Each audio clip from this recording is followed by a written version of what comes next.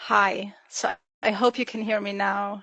And thank you so much for inviting me to give the opening remarks to this. I think this is a very timely and relevant training, so I will keep my remarks short. As you all know, we do need instruments in order to both reach our climate goals, but also to really finance our climate goals internationally. This is true for Germany. This is also true for Eastern African countries. And the way we're going to do this is probably dependent quite a bit on the circumstances of each country as well. And with the decisions of COP29, we now have a further instrument that can go really into the implementation phase with Article 6 and support countries in financing climate action beyond their NDC also. So this is really timely. At the same time, carbon markets are not really an easy topic, and especially, and this is very important, if we look into really implementing carbon markets in a way that they're of high integrity and high quality, which is quite important in order to reach our goals and really stay on track with our with the Paris Agreement goals. So I'm very happy that the GIZ is supporting the BMWK in this regard, also with the Global Carbon Markets Project that was in the lead of this publication and in the lead of this training today, but also thankful to all the partners who have contributed to it. We will really talk about an enhancement of awareness and really engagement in carbon markets in the region today, which is important. The region hasn't been as active in the past. There is a lot of potential. There is a lot of potential that can be drawn from it. There's also a little bit of challenges that are being faced, and we of course need to take care that while doing all of that, we still keep high integrity of the market. And in order to do so, and here again, I think that a lot of cooperation also between countries is important and exchange. So please go ahead also today and ask your questions, exchange on your experiences. And I want to stop the opening remarks here today because I'm really keen on listening and learning myself today and engaging later on. So thank you so much for everybody for joining, and I hope you have an interesting session today. Yeah, great. Thank you, Rachel, for those remarks. As you have heard, be ready to learn from the experts and free with your questions regarding carbon markets, especially in the region. And speaking of the region, I'd like to invite the Alliance Coordinator, the Eastern African Alliance on Carbon Markets and Climate Finance Coordinator, Andrew Chama, to also give a quick remark before we dive into the technicalities with Alicia. Thank you. Okay, thank you very much, Vincent. My name is Andrew Chama. I coordinate the Eastern African Alliance on Carbon Markets and Climate Finance. I will echo a lot of what Rachel has said. This is actually, I'm actually pretty excited by this particular publication. I saw that the tail end of its preparation, and unfortunately, we have the benefit of having it come out after COP29.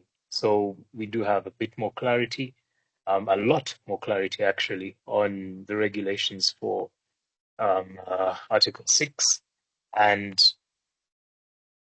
this document will do two things. It will provide knowledge on on carbon markets in the region, but it will also provide, to an extent, guidelines on how carbon projects can be developed.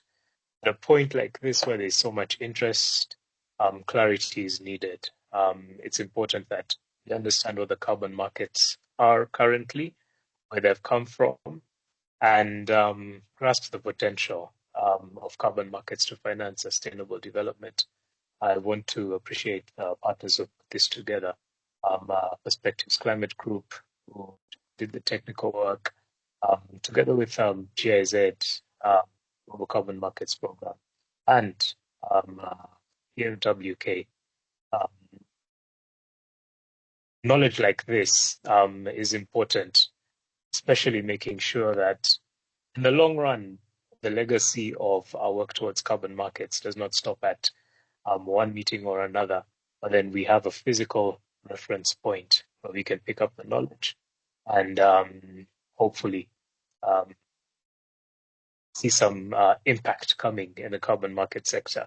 I look forward to spending the next 1.5 hours with you all, and wish you all the best. Thank you very much.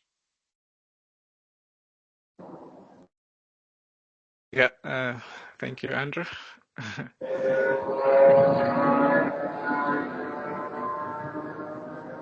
Yeah, Andrew, can you turn off your...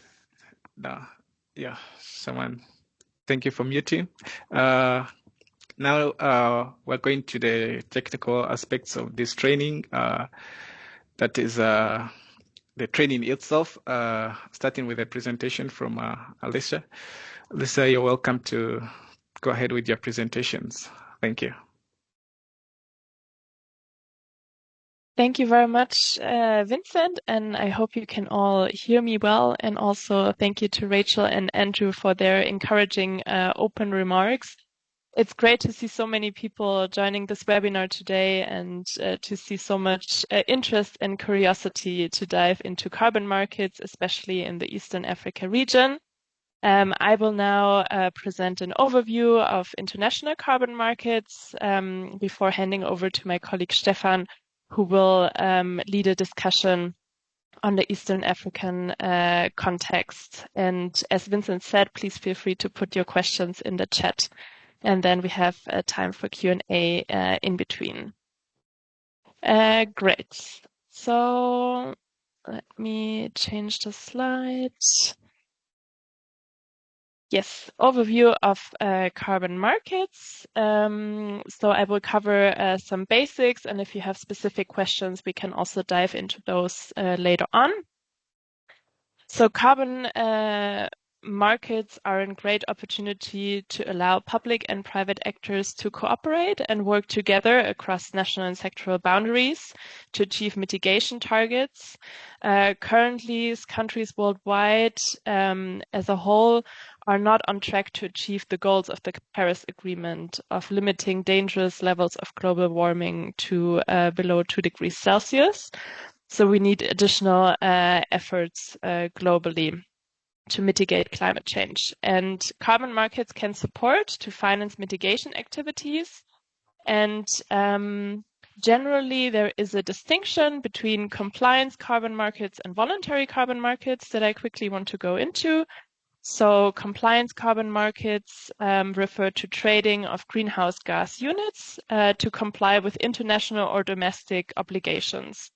Examples include, for example, countries' national determined contributions, NDCs, under the Paris Agreement, and the Carbon Offsetting and Reduction Scheme for International Aviation, CORSIA, for airlines. Domestic obligations could include national carbon taxes or cap-and-trade schemes. The voluntary carbon market, on the other hand, caters for actors, private companies or individuals to voluntarily support mitigation action outside their own boundaries, so their own value chains, or beyond any mandatory by law required actions.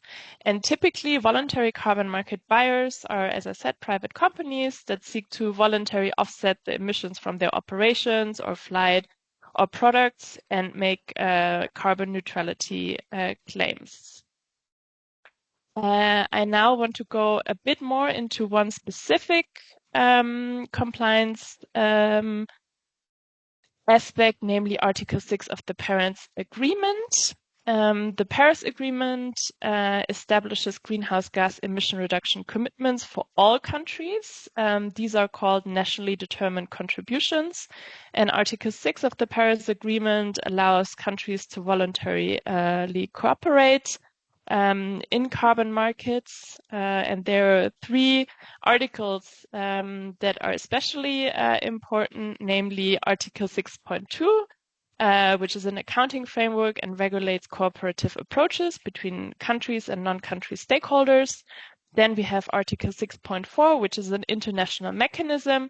And we have Article 6.8, which includes non-market-based approaches.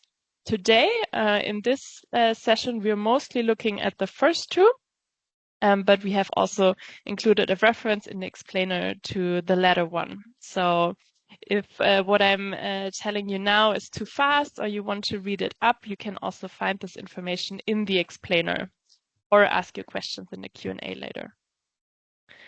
So as I said, Article 6.2 is a framework for cooperative approaches. It allows countries to trade mitigation outcomes with one another or with another entity through bilateral or multilateral agreements. And these traded credits are called internationally transferred mitigation outcomes, ITMOs, and they must be real, verified, and additional emission reductions or removals that are not counted towards the host country NDC, which is an important aspect that I will come back to in a little bit. So countries engaging in this ITMO cooperation are required to ensure environmental integrity and transparency. So there are rules laid out in this Article 6.2. And participating countries account for the transfer and use of these ITMOs through so-called corresponding adjustments. This is a process that ensures that the emissions are only counted once if they are transferred. So the host countries where the emission reductions are achieved does not count them towards its own national target, gets subtracted from the emissions balance only of the buyer who uses the credits. And there are already several activities underway in multiple countries, and we can also go into that in the second part of the session. Now I want to dive a little bit into Article 6.4, also called the Paris Agreement Crediting Mechanism. It's overseen by the Article 6.4 supervisory body, and the PACM was operationalized at COP29, as we already heard, which provided a lot of clarity. And it is the successor of the Kyoto Protocol's Clean Development Mechanism. This mechanism establishes an activity cycle for registering activities that reduce emissions. And those activities must meet requirements that align with international defined standards to ensure environmental integrity. And only activities that have been approved by host countries can be registered under the PACM. Host countries may authorize so-called Article 6.4 emission reduction as ITMOs to be traded internationally in line with the rules laid out under Article 6.2. And Article 6.4 emission reductions that are not authorized by countries are referred to as mitigation contribution units. And they can be used for result-based climate finance, for domestic carbon pricing, and for carbon markets. One important thing included in Article 6.2 are common principles on environmental integrity, such as making sure that activities are additional and that there is ambition raising. And they also lay out the framework for transparency and prevention of double counting.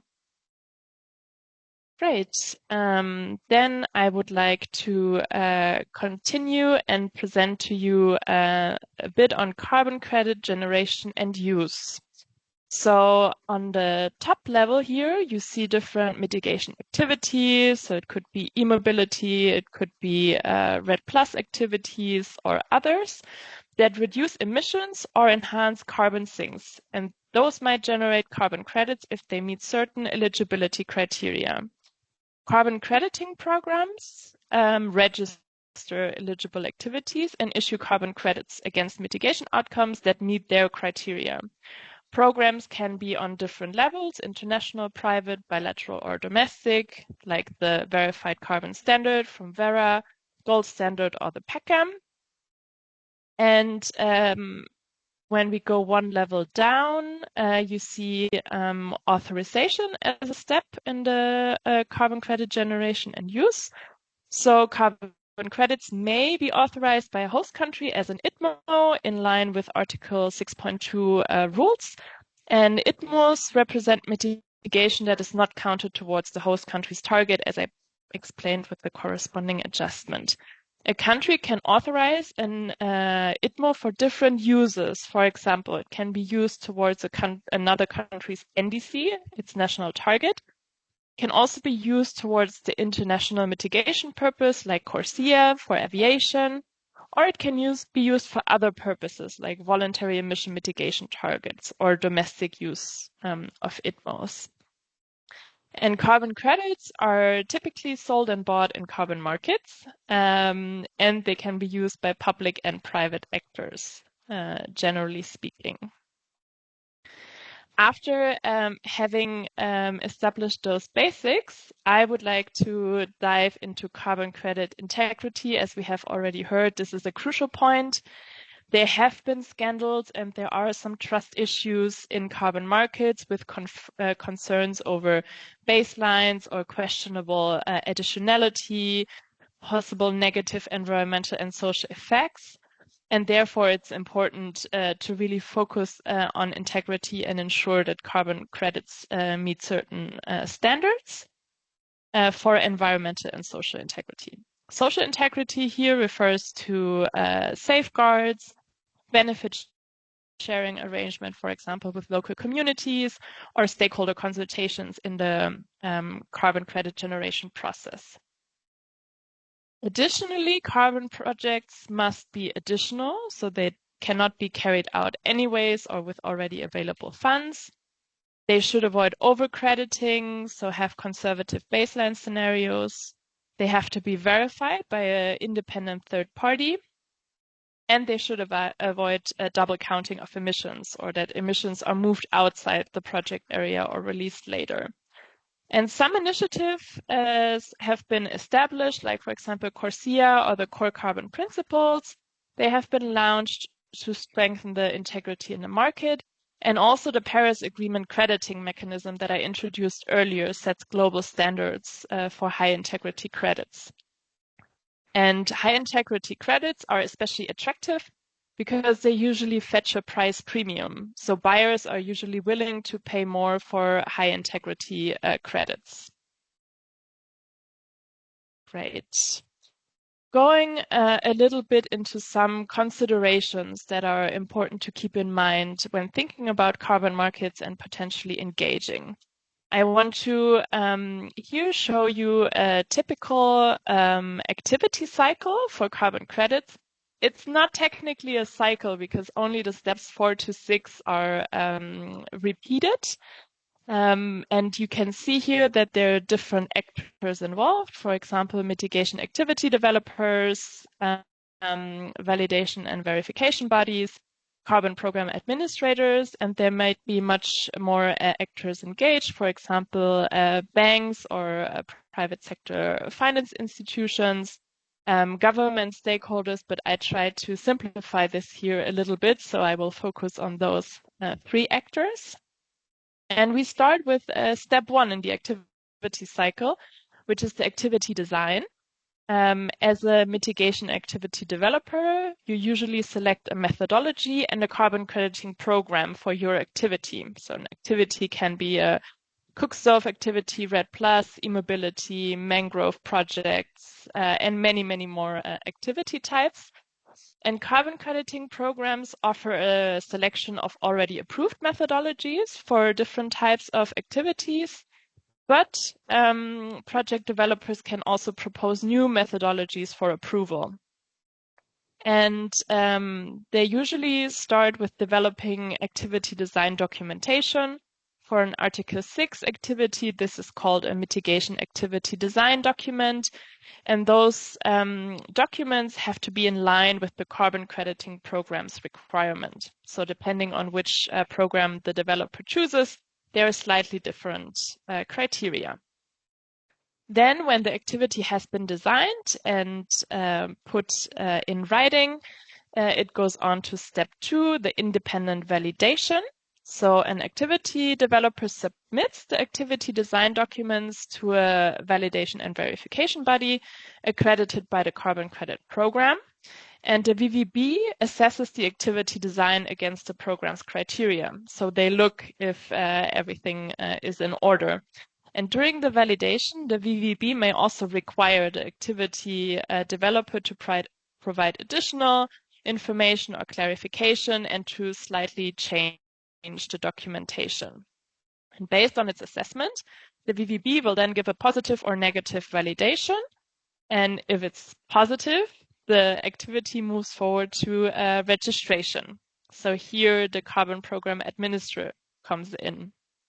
Successful validated activities can request to be registered under a certain carbon credited program, and the administrator then checks if all the requirements for completeness have been fulfilled, and they also might request additional information from the activity developer. And once everything is completed, the registration is made public in a carbon registry. And together with the implementation of the activity also comes a monitoring requirement. So the activity developer under step 4 has to do a regular monitoring of key parameters of the activity in accordance with the relevant methodology and registered monitoring plan. So this monitoring enables the activity to look at the emissions, emission reductions and removals. And the activity developer is responsible for organizing this, including appropriate technical equipment, processes for data collection, and quality assurance of this reporting. And periodically, the activity developer then submits a monitoring report covering the outcomes of a specific period to the VVB for verification. The VVB then assesses whether the activity mitigation outcomes are appropriately quantified and meet the criteria. And during this verification, there might also be a request for further information to be provided by the activity developer. And the VVB again will give a positive or negative verification opinion, depending on whether it deems the activity to fulfill or not fulfill the criteria. And if it does give a positive opinion, carbon credits are being issued in step 6. And for successfully verified mitigation outcomes, the activity developer can request the issuance of the credits under the carbon crediting program. And the program administrator will then check the request for completeness, might request additional information, and ultimately issue carbon credits into a registry where every carbon credit receives a unique serial number. So this is how from an activity to mitigate emissions onto the issuance of actual carbon credits. You have the process reflected here. And you can already see that this takes some time. So we have given a rough estimation, and it requires financial resources, especially for the activity design. Also a certain expertise and capacity of all engaged stakeholders throughout the process. And this brings me to some general considerations and also some key takeaways that I want to give you before I close. So what I tried to convey in the last minutes was that carbon credits offer great opportunities. They provide an extra revenue stream, making climate action more financially viable. They can bridge financial gaps through carbon finance and therefore support clean technologies and practices. And they encourage climate-friendly solutions can benefit stakeholders and align with sustainable development goals. And it's key for carbon credits and activities to be aligned with national policies and stakeholder engagements. So activities need to align with the national mitigation priorities as laid out in the NDCs of a country. The host countries are in the process of increasingly developing national carbon market frameworks. Those are crucial to guide stakeholders in the private sector and clarify the application of carbon markets in the country. Then we have talked about environmental and social integrity, also benefit sharing as some crucial aspects for implementing carbon markets.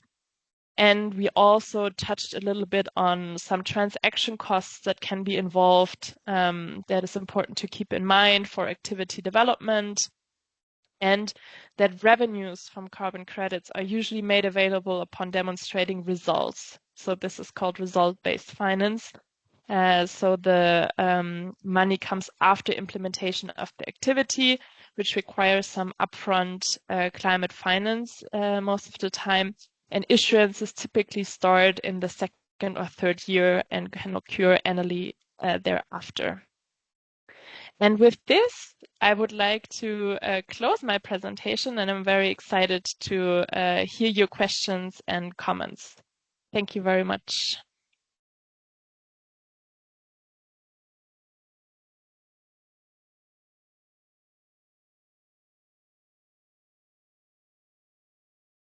Yeah, great. Thank you for that.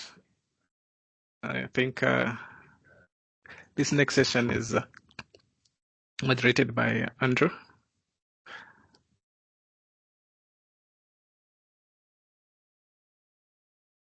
Andrew, I think you're muted if you're speaking. Great. Thank you very much. Thank you very much, Alicia. It was a very concise presentation. I think it covers the details of setting up a carbon project, and also provides key insights on the ongoing, should I call it, transition of the carbon markets, especially towards implementing carbon markets under the Article 6 framework. This is well appreciated. There are a few questions that have come up. Before I go to those who have raised their hands, I would like to touch on a couple of questions that have, actually there's only one question that has come in through the chat. I encourage, well, there are now two.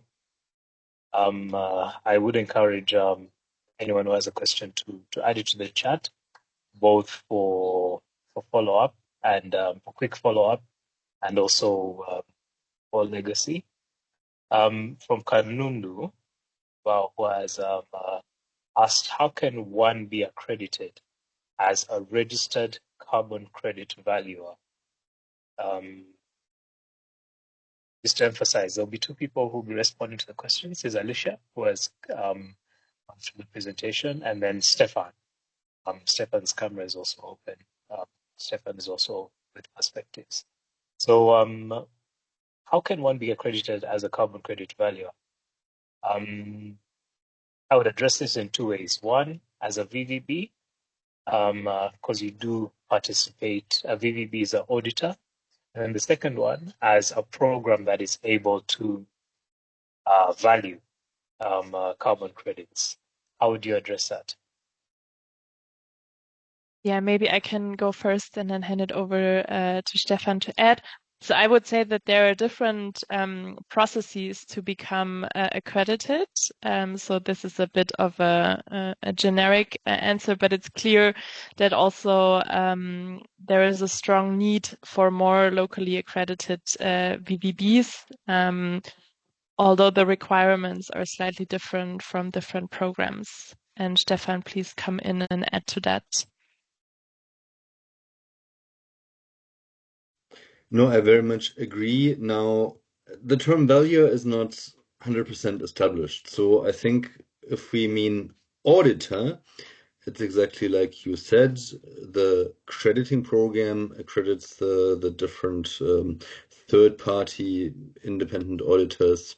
They're called VVBs in the VCM. They're called DOE, Designated Operational Entity, under the UNFCCC mechanisms, both previously CDM, now the Paris Agreement crediting mechanism. And I think there are formal rules to comply with, and I think it's a priority for capacity building to strengthen the presence of these carbon market expert service providers. Like the consultants that can write a PDD or an MADD. I think it's very important to have the local presence of such auditors strengthened. But just to quickly expand, because you said valuer, so in case you actually mean, valuation in the financial sense, that could of course also then refer to investors or also rating agencies. All of these type of stakeholders are relevant in the carbon market. I think we need all of them. I will not go further to save time, because I think you probably refer to the auditor type. Thank you.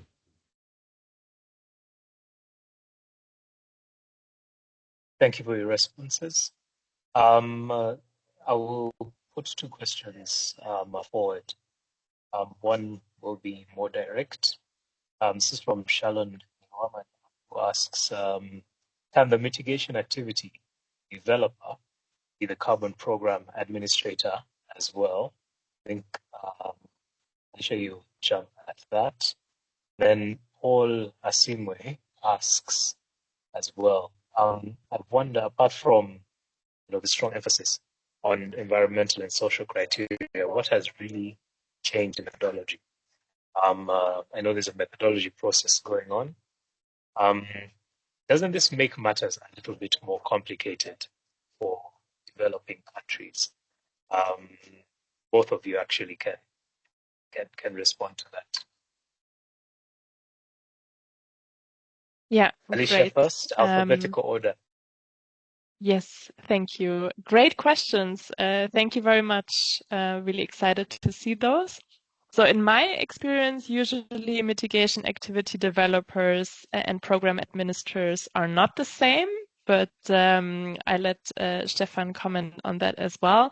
And on the second question, I think revised methodologies can also depict changes that have taken place, because maybe how we assessed mitigation activities 10 years ago has changed, technologies have changed. So I also see this as an opportunity, and revising methodologies can also enhance the integrity. So it might, in some cases, make it more complicated in some cases, but also easier. But I see it as a very important process to also reflect changes in the carbon market landscape, and to have an opportunity to emphasize environmental integrity. Those would be my replies. Stefan, please.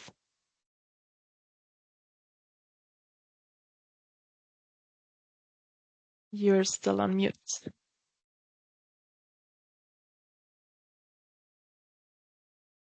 Apologies. To complement that, especially for nature-based solutions and carbon removals, there's quite a step change under the Paris Agreement crediting mechanism, because there's a different approach now that has been moving away from the temporary credits under the CDM, which were not seen as very attractive in the market. There is more or less, simply put, an approach that's more aligned with the experiences made in the voluntary carbon market with buffer pools, etc. So we need to see how the actual methodologies there look like, but that is, I think, a significant change. Carbon program administrator, again, I have to speculate slightly. I think if you mean now a domestic carbon crediting program, like the gold standard on a national level, I think here there would indeed be a conflict of interest to run the program, at the same time be a project or activity developer.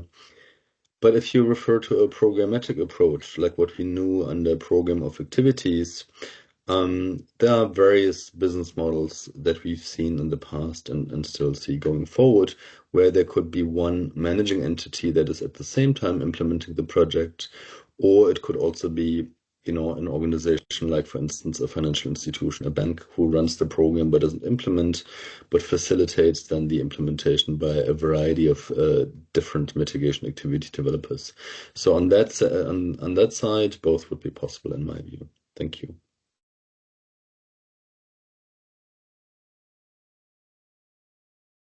Yes, I'm in full agreement.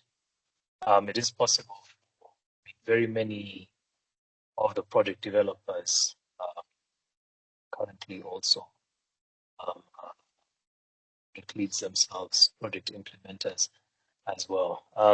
It is important that we develop the capacity, though, to navigate the carbon market processes, and that can be that capacity can be built over time, consulting, but also just navigating the methodologies as well. I usually call the methodology the almost like the Bible of carbon project development. You understand that, you know how to get a carbon project done. I wanted to just bring in one of the participants whose hand has been up, Magdalene Kateri. You do have a question. Magdalene? Yes, please. Thank you. This is Magdalene. Thank you so much, Alicia, for that good presentation. It has been an eye-opener for most of us, or to some of us. Mine is just a request to elaborate more on the several initiatives that you've mentioned, especially POSIA and ICBC. Thank you.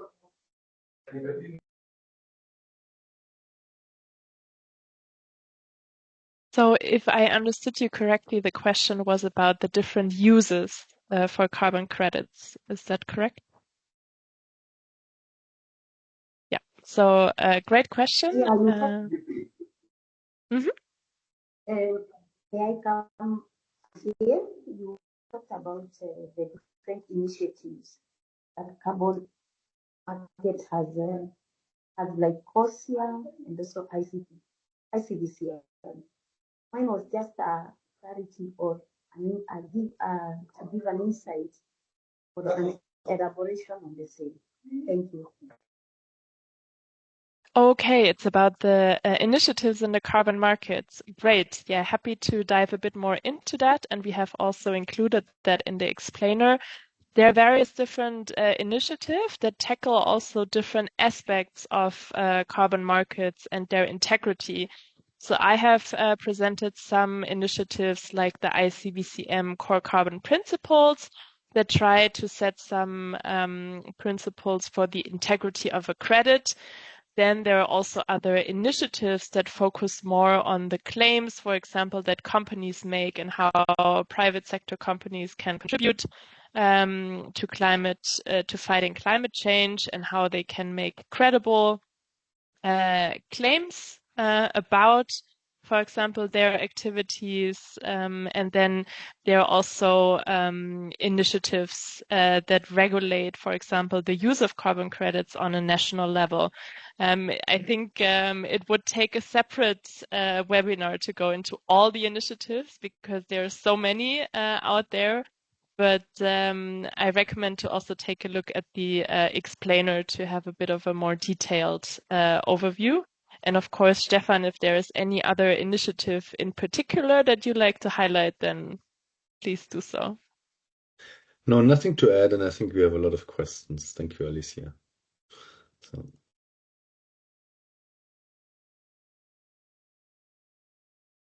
You are muted, Andrew. But Vincent, sorry, Vincent, how much time do we have for the questions? You're muted now. Yeah, we have 2 more minutes for this Q&A session. 2 more minutes. So I want to combine a few of the questions. This this is actually particularly for project developers. I'm going to combine a question that has come from Merab Tegime and the other one was Dennis Ngari. There were two questions here. The first one was, what kind of costs can you be, what kind of costs would you be looking at to actually get a project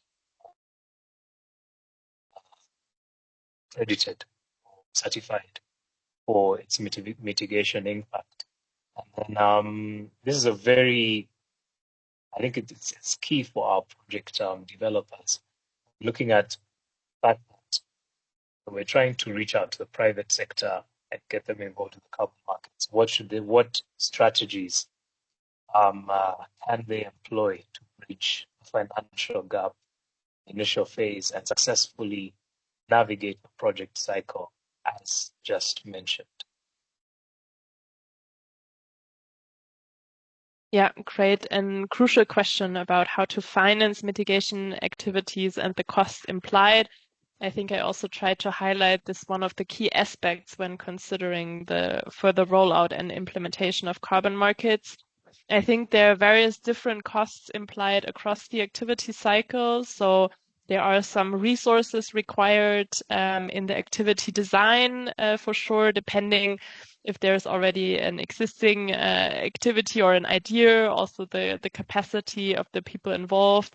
Then there might be some fees, for example, some initial costs to get the project implemented and started.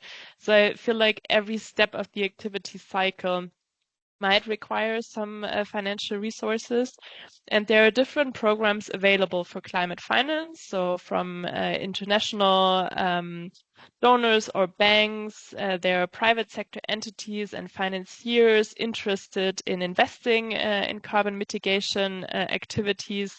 But sometimes I perceive that there is a little bit of matchmaking missing between the available finance and the project developers. So I think this is also a crucial aspect to tackle, to make sure that the finance is available, actually reaches the project developers to enable them to design and implement their activities. So yeah, that would be my reply.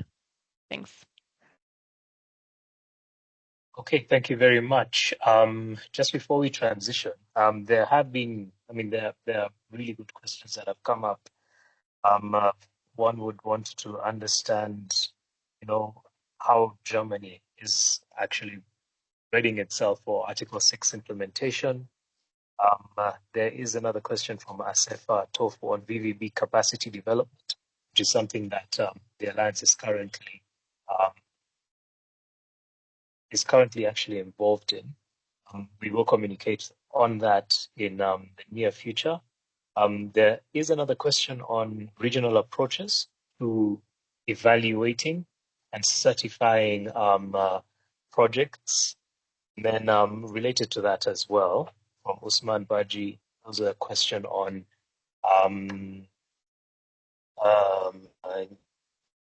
project developers proposing new methodologies. It does seem there is quite a good interest in the intricacies of project development. And I am certain that by digging deeper into the explainer, we'll be able to get answers for some of these questions. One, I would ask Stefan, because you're taking over the next session, I'll carry over one question, and this is on regional approaches to evaluating and implementing and certifying mitigation outcomes. So, Vincent, you take over as a moderator. Thank you very much for everyone who has sent in questions. Please continue to send in your questions. As you have seen, if you look into the chat, some of the questions are actually being responded to directly. Those that we are not able to have answered by our panelists, but we appreciate your input and your interaction in this session. Thank you very much. Silio. Yeah, thank you. And thank you all for your high interest and the questions that you're raising. Continue to raise them. And those who had their hands raised and unfortunately couldn't ask the questions right now, you can still put them in the chat and they'll be responded to either immediately or even after this meeting. And you'll still be able to get your answers. So continue with that. We are now diving into the next session, that is part 2 of the potential of carbon markets for Eastern Africa. And this shall be led by Stefan, who will run it. Thank you. Welcome, Stefan. Thank you very much. I'll have some very few slides to set the scene. So this is now covering, in a sense, the second part of the explainer. So we'll build a bit on the content there, but also try to bring it a bit closer to home. And then I will be joined by 2 excellent panelists, Irene from the Ministry of Environment in Uganda, and also Margaret from Ampersand. So I'll be very brief now in my initial remarks to make sure we have enough time for conversation, and then also, of course, further question and exchange with the audience. And thank you very much already for the lively discussion and rich set of questions we had. Very much appreciated. And yes, indeed, I did try to also answer some in the chat because I recognized we don't have so much time. Next slide, please. So what you see here is more or less a relatively generic categorization of different types of supply. The question we really want to answer is, what's the potential for supplying carbon credits from the region? And then, of course, you can have different types of carbon crediting activities. This is a little bit simplistic because basically you can, in theory, generate carbon credits from all sectors of the economy. So it's kind of a first attempt of categorizing projects, and it does make sense to distinguish centralized activities, which are also sometimes called point source emission projects, because you have them in one place, basically. You may have a large energy generation plant, you may have a landfill or something like that, where you have large infrastructure type of investments, and then also quite significant volumes of carbon credits. This is more like, the industrial type of approach. And then you have, especially also in the Eastern African Alliance member countries, quite decentralized approaches where it involves a large number of households and communities, maybe hundreds of thousands, through improved cook stoves, solar energy, increasingly also productive use of renewable energy such as water pumping or other forms of uses of electricity. So these are modular in the sense that they can be quite small in scale, but then also scalable, especially through the programmatic approaches that we've already covered earlier. And quite often, since you have a larger number of people involved, more directly interventions related to, daily lives, so to speak, a larger number of social and environmental benefits. So what we've seen in the carbon market portfolio so far, and we'll get to that a little bit more on the next slide, is quite a lot of focus on the energy sector and household appliances. And what we think we'll see going forward more, and that is also based on the Article 6 portfolios, is an even stronger focus on nature-based solutions, which we've seen primarily in the voluntary carbon market portfolio. We have a small number of very large-scale RED Plus projects, but then otherwise relatively small number of interventions. Blue carbon is something that receives a lot of attention right now. But also increasingly we'll see, hopefully at least, green industry. So something like electric mobility, sustainable cooling, and more advanced technologies that also have a larger set of economic benefits and job creation and things like that. And still, we have methane capture, for instance, in landfills and agriculture. Next slide. So here you can basically see when it comes exactly. I don't have much time now to run you through the numbers, but already some time ago, 2 years ago now, or 1.5 years ago, we compiled through another project, which was also generously supported by Germany through the International Climate Initiative. We supported the Eastern African Alliance in compiling carbon market profiles of each of the countries. So I would like to encourage you to go to the Alliance website, check out the profiles, which I believe will also be updated soon. But what you see, because there's a correct perception, that Africa didn't really benefit from the carbon market sufficiently. But at the same time, most people are surprised when they see the numbers because there are more projects than most people assume already. So we have more than 500 CDM projects across the region, close to, and by now probably more than 300 voluntary carbon market projects, which have generated until 2 years ago more than 100 million carbon credits. Of course, there's much more potential, and there are some initial steps that have been taken. But again, I would like to encourage you to see, for the countries in which you are working or interested in, to see what has already happened in the carbon market through these profiles. And then also, of course, that will give a good sense of the sectoral composition and so on and so forth. Next slide. Again, on the supply side, I mentioned the significant number of CDM activities. You may also be surprised. This is a table from UNEP that compiles the transition potential from the old to the new mechanism, from the CDM to the PACM, as we now call it. So you can see that actually the Eastern African Alliance member countries host almost 80% of the African activities that are eligible to transition and 20% of the global portfolio, which is significant. And many countries still need to approve that transition. Some have now made these steps, Uganda, for instance. And this is also something that the private sector can take forward, because for registering new activities, in addition to the transitioning ones, of course, we need to update the methodologies according to the new quality criteria. That requires a bit of time. But once that has been achieved, new projects can also come in and existing programmatic activities can be scaled up. And that is, I think, a real opportunity for the region. Next slide and final slide. Where does the demand come from? So in the past, in the early days of Kyoto, basically it was the EU buying the credits and no one else. So it was quite simple in terms of market structure. It has become much more fragmented now, which is on one hand more resilient, but also a little bit more intransparent.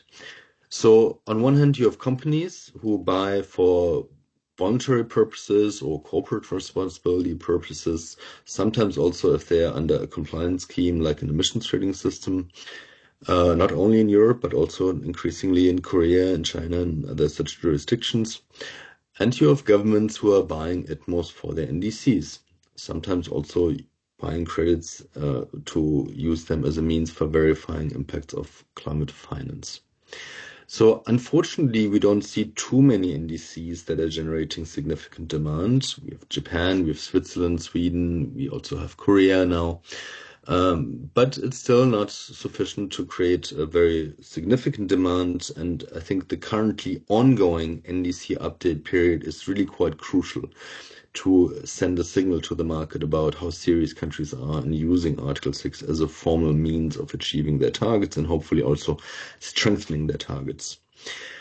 Private sector demand is rising. We do see an explicit focus in Singapore and Korea, for instance, in allowing it more uses for compliance with domestic carbon pricing instruments. We see airlines now coming into the picture through Corsair, for instance. And we see in the voluntary carbon market also a large set of initiatives that address some of the concerns about integrity.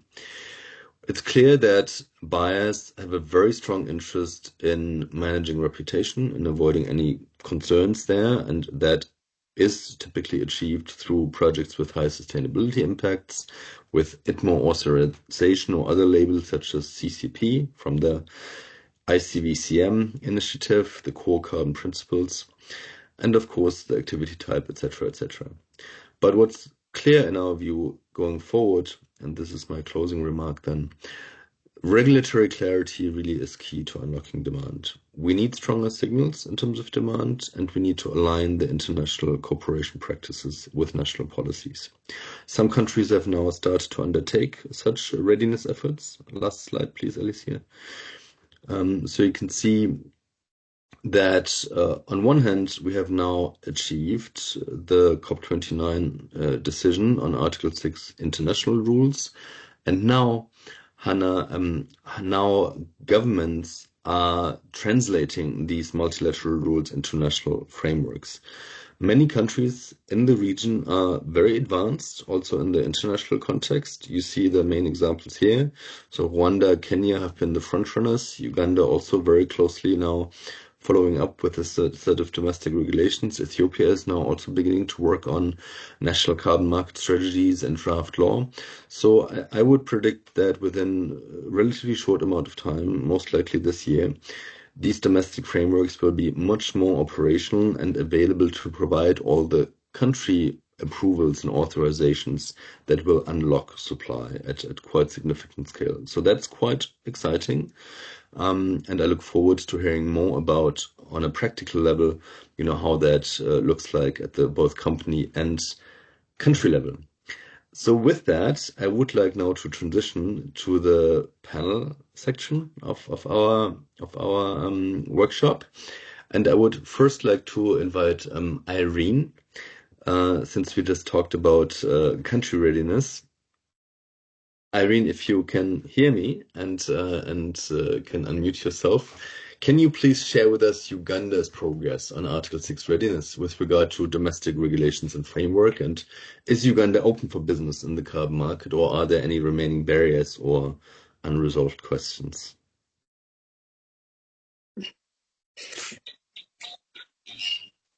Okay, thank you very much, Stefan. Can you hear me well?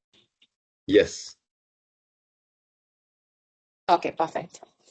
All right, so thank you, Stephanie, and thanks to the presenter, the initial presenter. So let me just go straight to addressing the question without wasting time. First of all, Uganda has in place a National Climate Change Act that was 21, and it has a provision for the country's participation in carbon markets. So within the provisions of carbon markets in the Act, which is Section 8 and 9, there are a list of carbon market mechanisms that Uganda can participate. And that includes compliance, the voluntary carbon markets, the Article 6.2, the 6.4 mechanism, but also the non-market approaches. Uganda can also participate in that. And so the climate change law is our legal basis for participating and regulating the carbon markets. Now, to unpack the carbon market provisions in the Act, we in 2023 started a journey to establish the what is called the climate change mechanisms regulations. And so we, in order for us to ensure that we had policy alignment in these regulations, the ministry decided to establish a national multi-stakeholder task force on carbon markets that is chaired by our permanent secretary in the Ministry of Water and Environment. And this task force, of course, has a big representation ranging from the government entities, the private sector representation, among others. And then we then moved into the actual development or formulation of the climate change mechanisms, or you call it the carbon markets regulations in 2023. And of course, the task force, whose role was actually supposed to guide the development of policy and regulatory frameworks and also ensure alignment with the national development priorities and Uganda's NDC. And together with the state attorney, we were able to formulate our carbon markets regulations in 2023. And we subjected this, of course, to a series of stakeholder consultations at the national level, and then also the validations that we had sometime in 2024.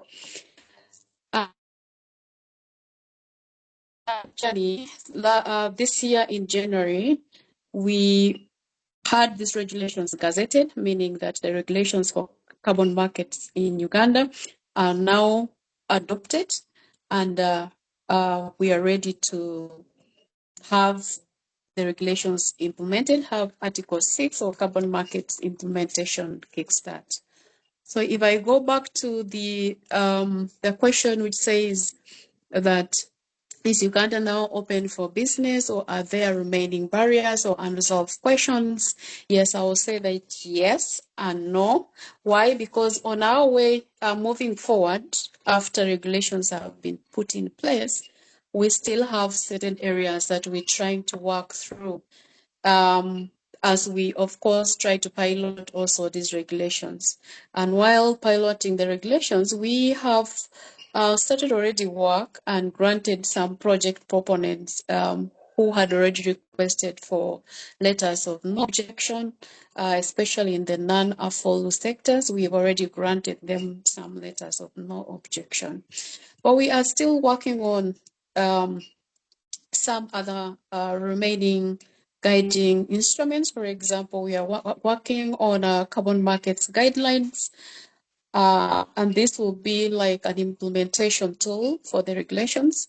Basically, try to break down the regulations further, making it easy to implement. So that is what we are doing in terms of the guidelines, but also we are putting in place our eligibility criteria to inform which activities, for example, can the country authorize.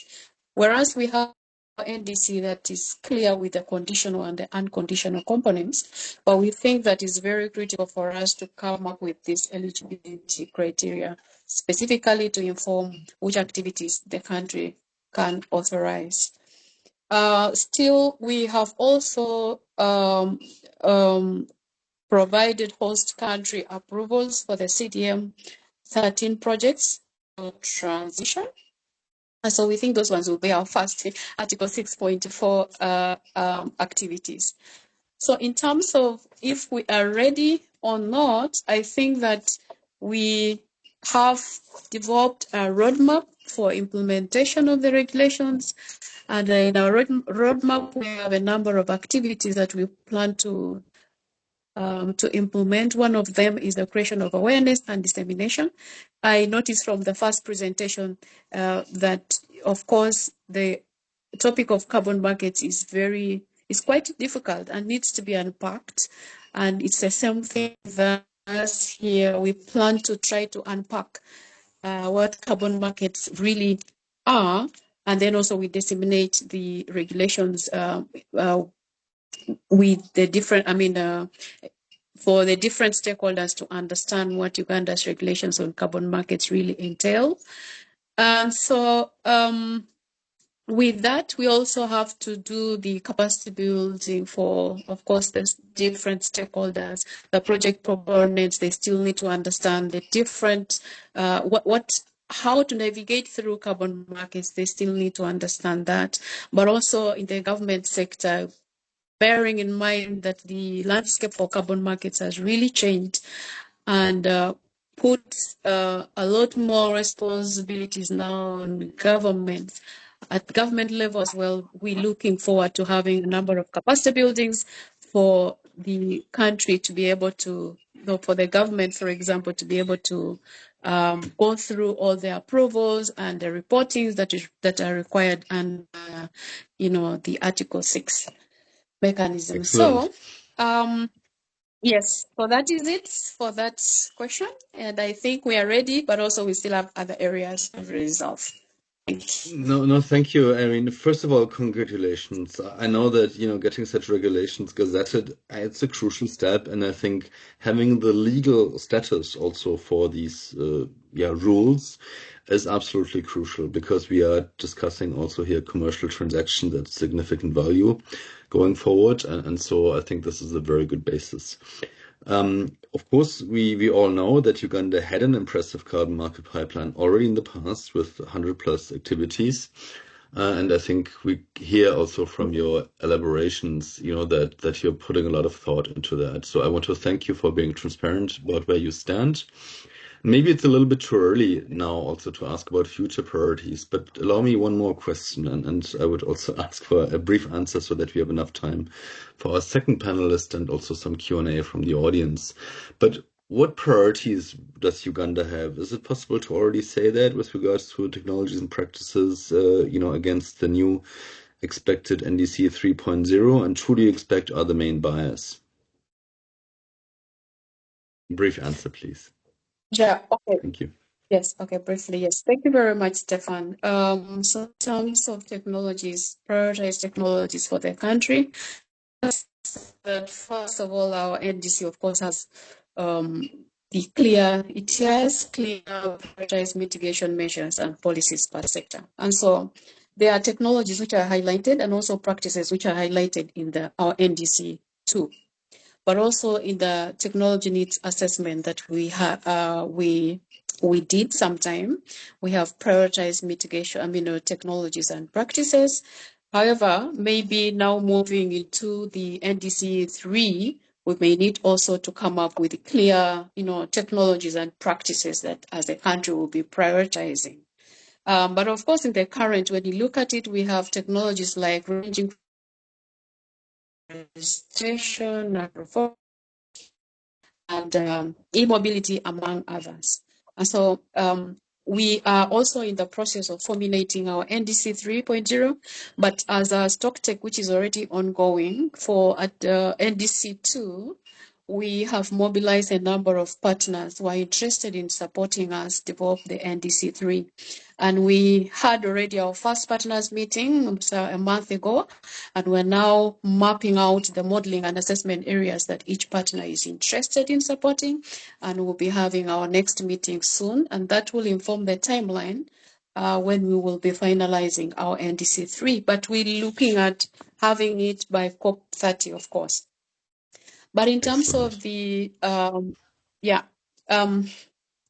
did you want me to touch into the strategies, the market selling Super strategies a quickly, bit? please. Maybe 1 minute. Yes, Apologies for half a the rush. minute. half a minute, yes. So, in terms of the selling strategies, I must say that we have progressed with, with some bilateral cooperation discussions with different countries. I think the one that which is really close to maturity is the bilateral cooperation between Uganda and Switzerland.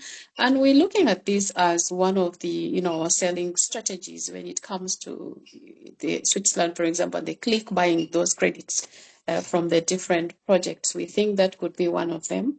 But Uganda is likely to employ different strategies that focus on maybe both compliance and voluntary.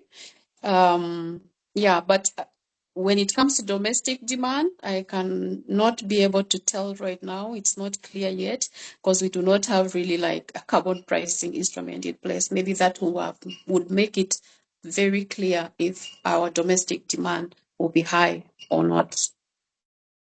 Over to Thank you so Stefan. much, Irene, for sharing this rich set of experiences. And I think there's a lot that we can expect from Uganda in the near future. And you've indicated, some of the buyers already showing interest. So that's really great to see. I would now like to turn to Margaret from Ampersand, one of the technology companies that are really driving innovation in the region. And it's one of those things that we haven't seen in the CDM, and frankly also not that much in the voluntary carbon market in the past, but we do see it quite strongly showing up across the region and also other countries in the Article 6 portfolios. And that is very important to see. So now when we take the example of Ampersand, first of all, I would invite you to introduce shortly, yourself and also the operations of the company, but then really also focusing on how important are carbon markets in supporting the scale up of your business operations. Margaret, over to you.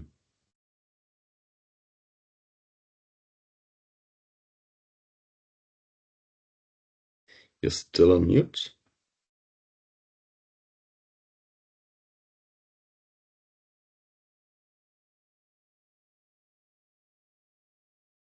Margaret, can you hear us?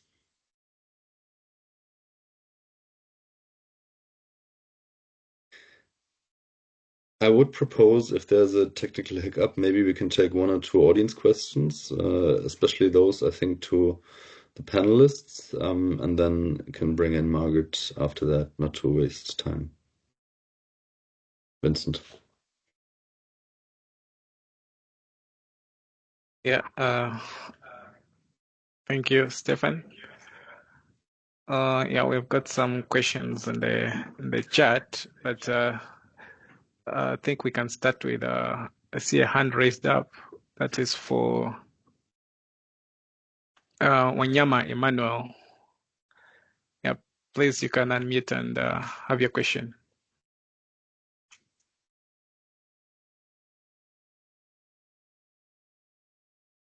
Okay, thank you for the opportunity. I would just like Irene to help explain to us the benefit sharing plan. In the new regulations, there's, I think, regulation 18 that talks about a benefit sharing plan and also provides Form 9 that talks about it. So I just wanted to understand more about that, if she can help explain that to us. Thank you.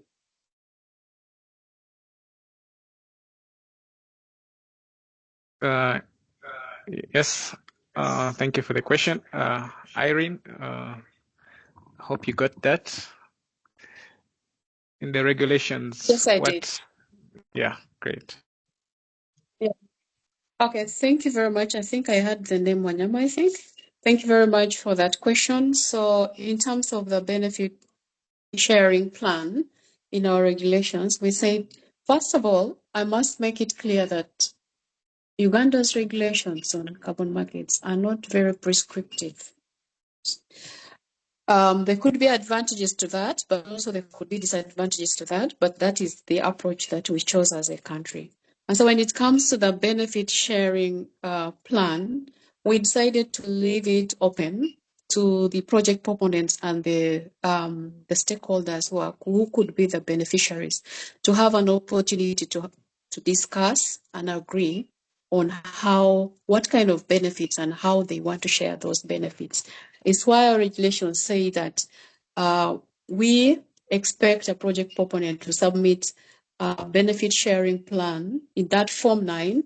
The Form 9 basically speaks about the specifics of what we expect at least to see in the benefit sharing plan that the project proponent will be submitting as an attachment to the project design document, requesting for a letter of approval from the minister. And so the Form 9 just gives you, the different aspects that at least that we expect. But what is very important is that we said our benefit sharing plan should be able to demonstrate, equity, fairness, and engagement and consultation with beneficiaries and other interested stakeholders.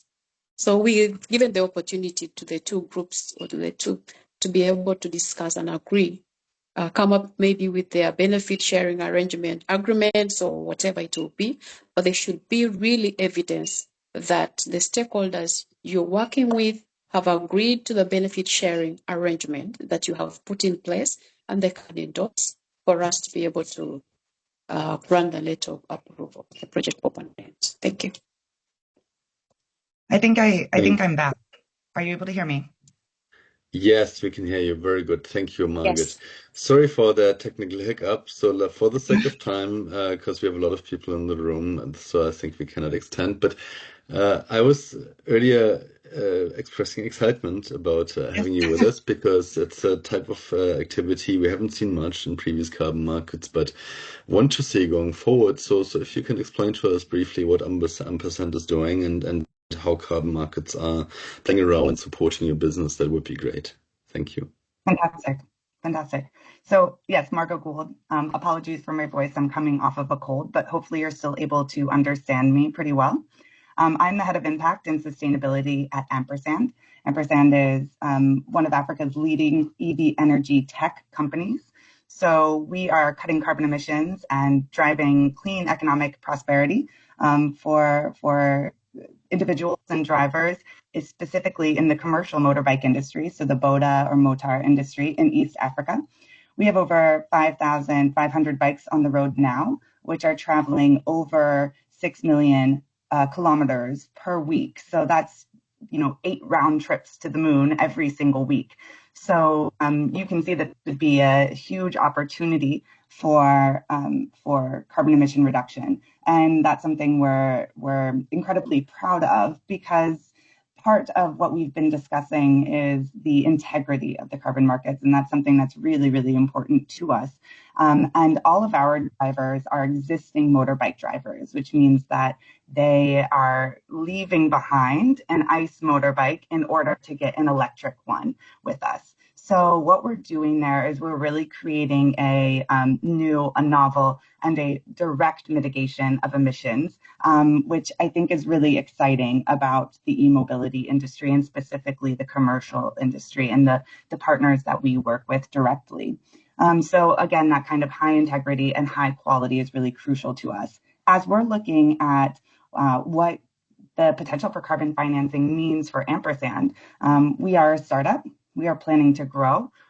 We want to reach across different spaces in Africa, but really, again, as we discussed, really see an opportunity for this high impact in East Africa.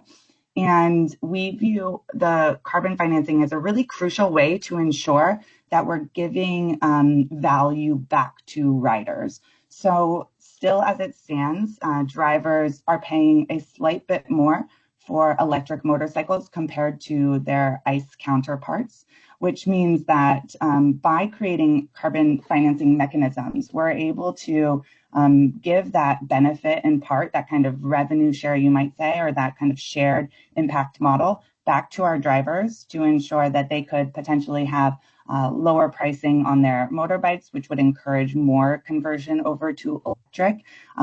The grids in East Africa are quite clean, so that goes a bit more, and I can certainly talk a bit more about verification at some point, but just to say that there's a lot of opportunity there. And so I think as we're looking at moving forward, we're looking at tens and eventually hundreds of thousands of bikes.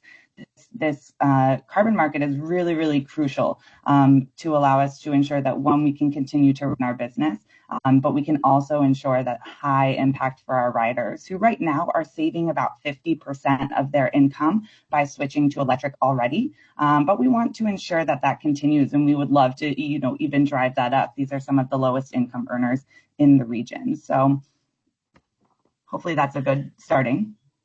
No, that's very good. And just a super quick final question. Are there any main barriers that you face as a company in accessing carbon finance, where you also maybe have some suggestions on how to address them? Yeah, I think that we're quite excited about bilateral and collaborative approaches. Article 6.4 is very exciting for us.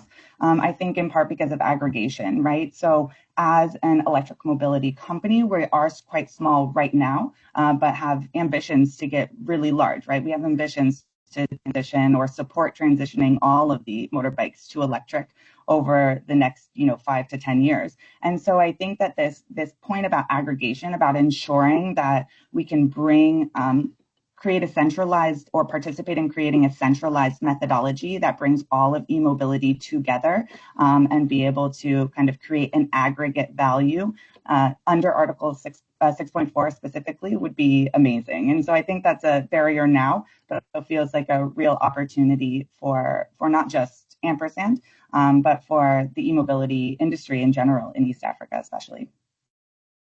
Sounds very good. I know you've seen Carbon Market deliver this aggregation function in the past, so I'm very much interested in exploring this further. Thank you so much, Margaret, and to everyone. I would now like to hand back to Vincent to decide whether you're able to take maybe one more question, or whether we already have to wrap up right now. Over to you, Vincent, please. Yeah, thank you, Stefan, and the panelists for that wonderful insights that you have given us, both from the government perspective as well as from the project developers, from which I think our participants have learned greatly. I think I'll just summarize some of the questions that were put in the chat. Basically, I think this will go to Alisa.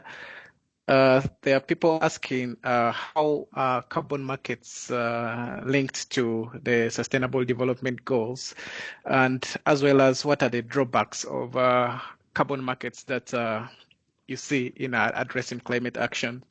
And then another question is, where do you see the biggest opportunity? In which sector exactly do you see the biggest opportunity in East Africa? As for someone who would want to take one. Thank you. I can answer that.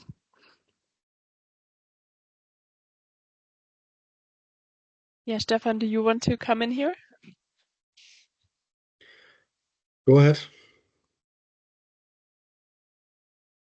Okay, great. I love the question about carbon or activities and co-benefits with the Sustainable Development Goals. So I think this is really what we would like to see, to have activities that not only reduce emissions, but that can also greatly benefit stakeholders in advancing development, for example, through financing of technologies, but also practices that can enhance the livelihoods of people. So if we have this climate finance and can develop mitigation activities that also foster progress in an economic sense and benefit participants, communities on the ground, then I think this can go hand in hand, and yeah, that would be a win-win situation. Thanks.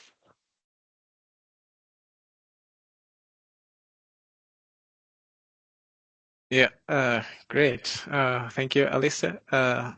Stefan, do you have something to add on that? Well, maybe only that there is a new sustainable development tool under the Article 6.4 mechanism, which attempts to expand, how these impacts are being captured, and that is a real novelty.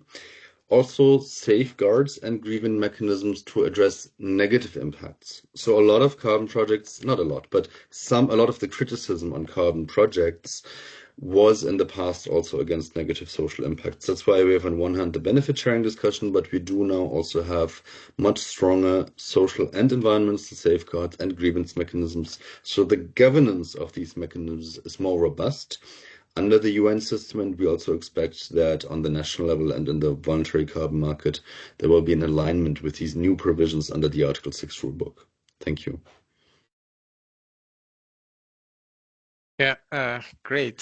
Thank you, Stefan, and thank you, Alisa, for answering those questions, which I think the people who asked them are satisfied with the answers. But if you're not, you can still raise more comments or questions in the chat that shall be addressed after this. And another common thing in the chat that I've seen is linked to Irene. Irene, many people are asking where they can find these regulations and a way of reaching to the ministry or getting involved with the ministry, how to contact the ministry and reach out in case they are interested in developing carbon projects, which I think you can answer in 1 minute if you're still around. Thank you. Yeah, thank you. No, I'm still around. And just in a few seconds, you're able to find our regulations in the Ministry of Water and Environment website. Remember, we have also an addendum, which is brief to the initial regulations, which were gazetted in January 2024. These ones were gazetted now in March or April. So there you will find an addendum. So they are basically in the website. We are working on our climate change department's website, trying to address some few issues, and we'll be having the regulations as well in our website. Thank you. Yes, thank you. We are 2 minutes past our time, but we have one more item on the agenda, which will take only less than 5 minutes. That is the closer from Solomon. Solomon, you're welcome to unmute and have a closer. Thank you.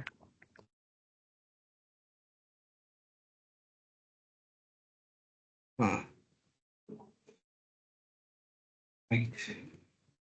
Well, thank you. Thank you, participants, and thank you, Vincent, for organizing such an incredible training or basically learning session.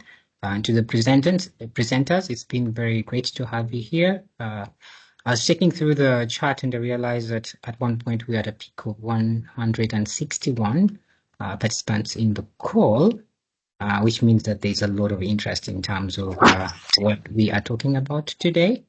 And I'm glad that we were able to organize this. I believe that having this session aligns well with what GIZ is doing. One, creating knowledge and sharing it widely so that it benefits especially the region, speaking from a point of the Global Carbon Markets program. My name is Solomon Atepo, standing in on behalf of our projects manager, who is Rita Rukundo, who is not fortunately or unfortunately, but he's currently on leave and could not join us here. So what do I take from all that we've heard or what we've discussed here?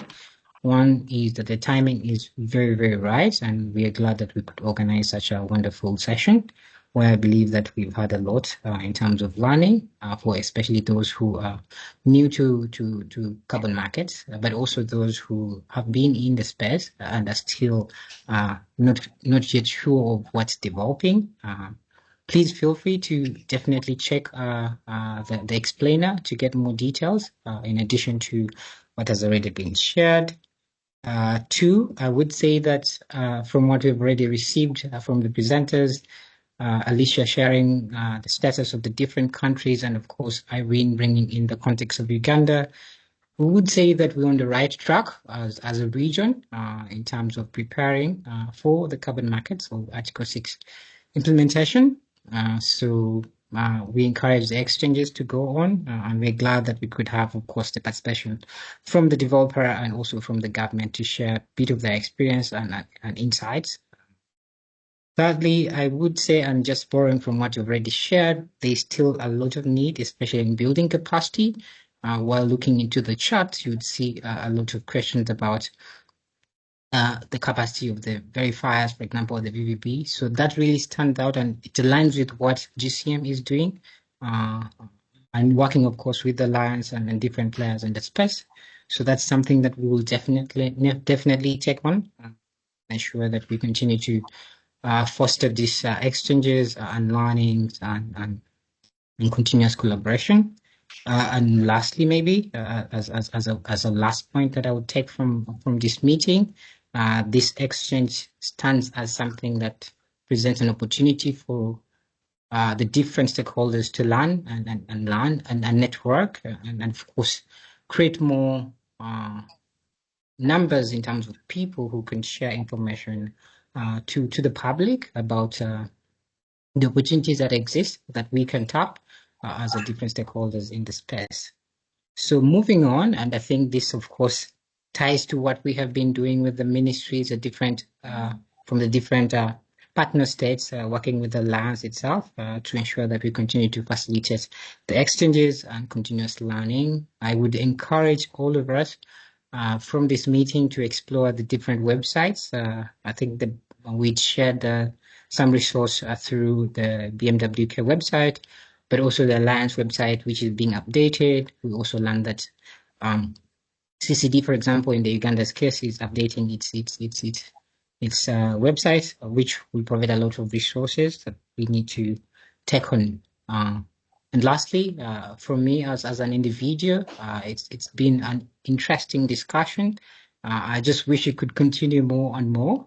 And I hope that the organizers can think about doing more, bringing more into the topic so that we can continue learning and, of course, increasing the interest for the different players. Thank you from my end and wish you a lovely, lovely evening, morning, afternoon, wherever you are.